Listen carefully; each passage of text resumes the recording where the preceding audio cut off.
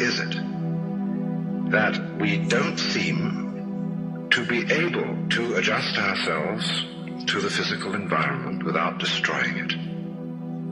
Why is it that in a way this culture represents in a unique fashion the law of diminishing returns, that our success is a failure, that we are building up, in other words, an enormous technological civilization which seems to promise the fulfillment of every wish almost at the touch of a button. And yet, as in so many fairy tales, when the wishes finally materialize, they're like fairy gold. They're not really material at all.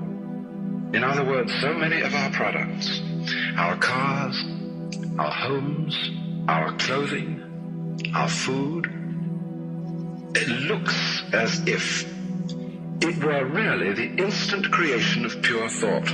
That is to say, it is thoroughly insubstantial, lacking in what the connoisseur of wine calls body. And in so many other ways, the riches that we produce are ephemeral. And as a result of that, we're frustrated. We're terribly frustrated. We feel that the only thing is to go on getting more and more. And as a result of that, the whole landscape begins to look like the nursery of a spoiled child who's got too many toys and is bored with them and throws them away as fast as he gets them, plays them for a few minutes. Also, we're dedicated to a tremendous war on the basic material dimensions of time and space. We want to obliterate their limitations. We want to get everything done as fast as possible. We want to convert the rhythms and the skills of work into cash, which indeed you can buy something with, but you can't eat it. And then rush home to get away from work and begin the real business of life, to enjoy ourselves. You know, for the vast majority of American families, what seems to be the real point of life, what you rush home to get to, is to watch an electronic reproduction of life. You can't touch it. It doesn't smell, and it has no taste. You might think that people getting home to the real point of life in a robust material culture would go home to a colossal banquet or an orgy of lovemaking or a riot of music and dancing. But nothing of the kind. It turns out to be this purely passive contemplation of a twittering screen.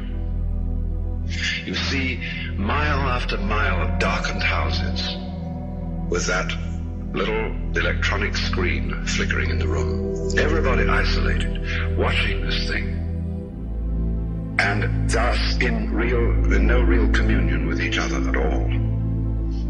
And this isolation of people into a private world of their own is really the creation of a mindless crowd. And so we don't get with each other, except for public expressions of getting rid of our hostility, like football or prize fighting. And even in the spectacles one sees on this television, it's perfectly proper to exhibit people slugging and slaying each other, but oh dear no, not people loving each other, except in a rather restrained way.